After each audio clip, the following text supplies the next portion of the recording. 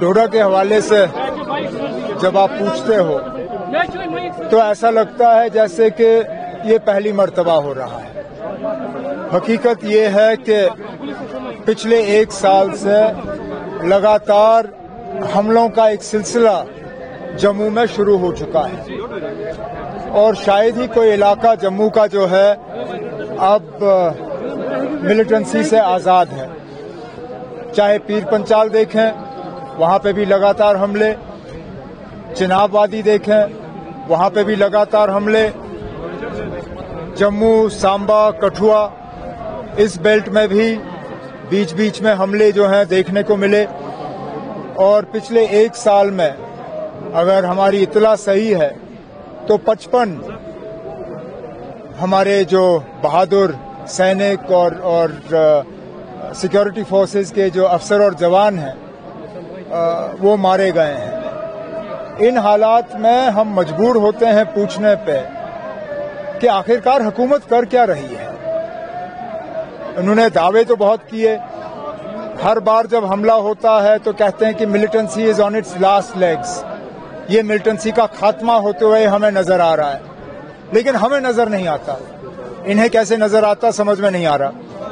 لگاتار یہ جو کلنگز کا سلسلہ رہا ہے اور اس کے لیے ابھی تک حکومت میں کسی نے یہ نہیں کہا کہ اس کو روکنے کے لیے کیا اقدامات اٹھائے جائیں گے.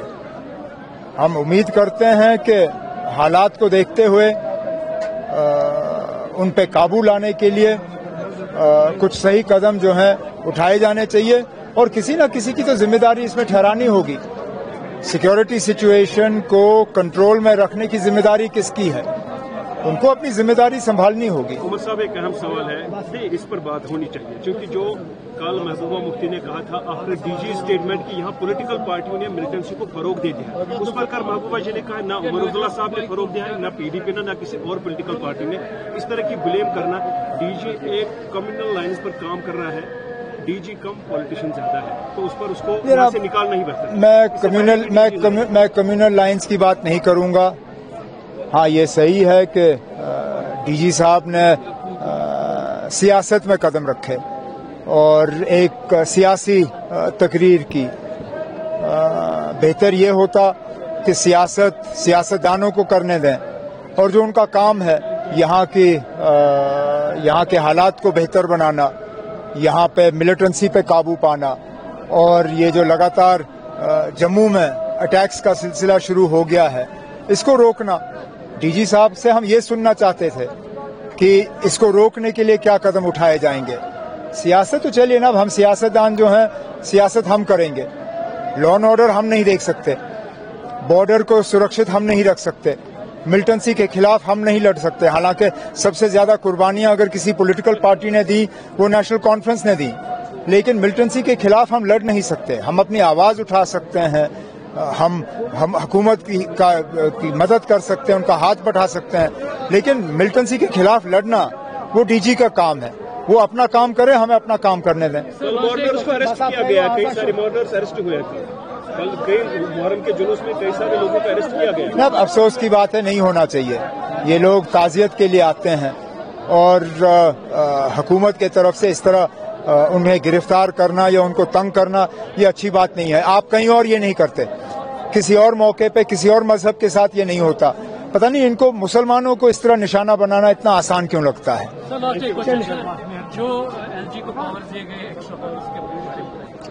اب یہ کون سی نئی بات ہے؟ ہمیں معلوم تھا یہ ہوگا اور یو ٹی میں یہی خطرہ ہے کہ پاور جو ہے وہ لوگوں کے پاس نہیں رہتا.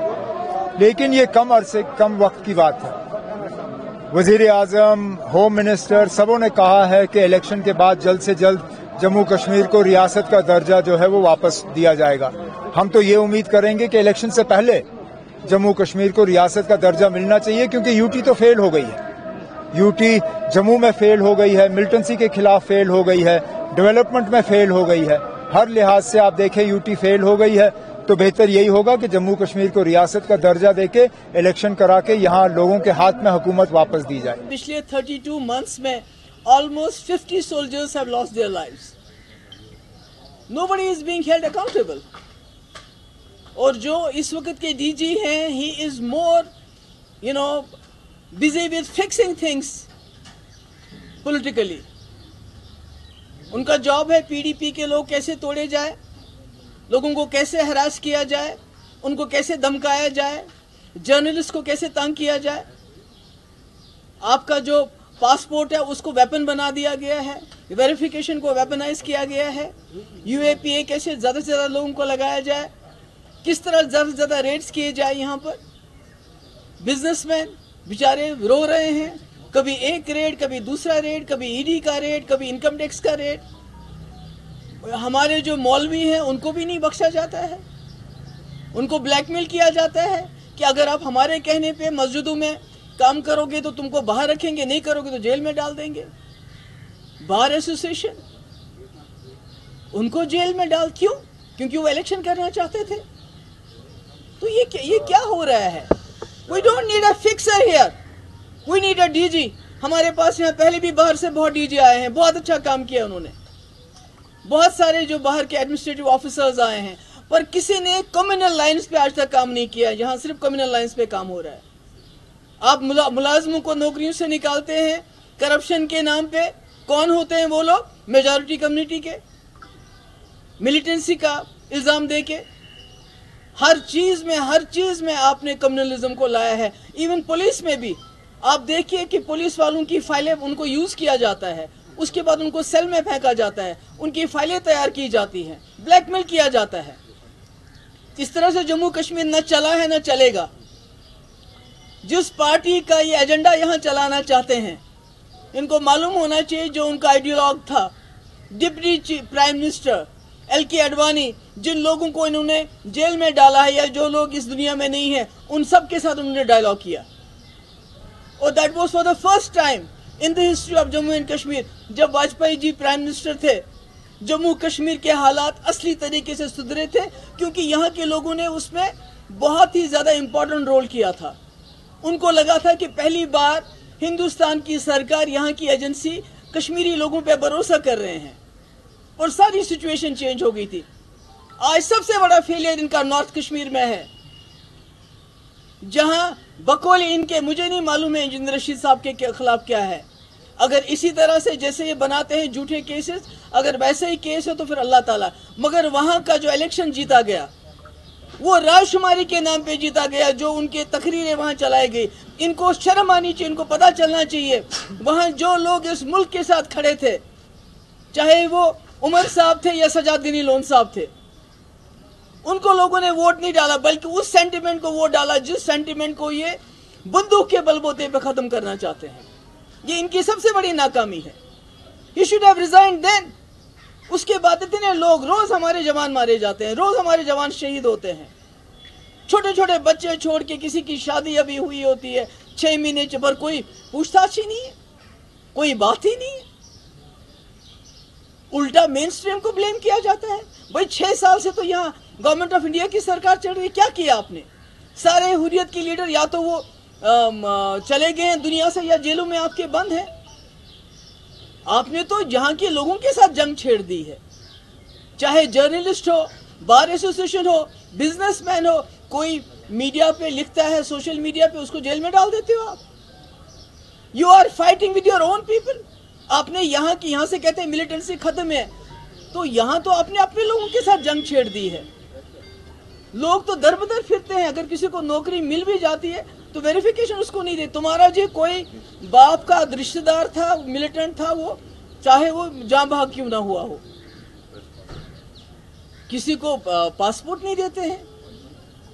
سارا نظام بگاڑ کے رکھا ہے. We don't need a fixer, we need a DG here.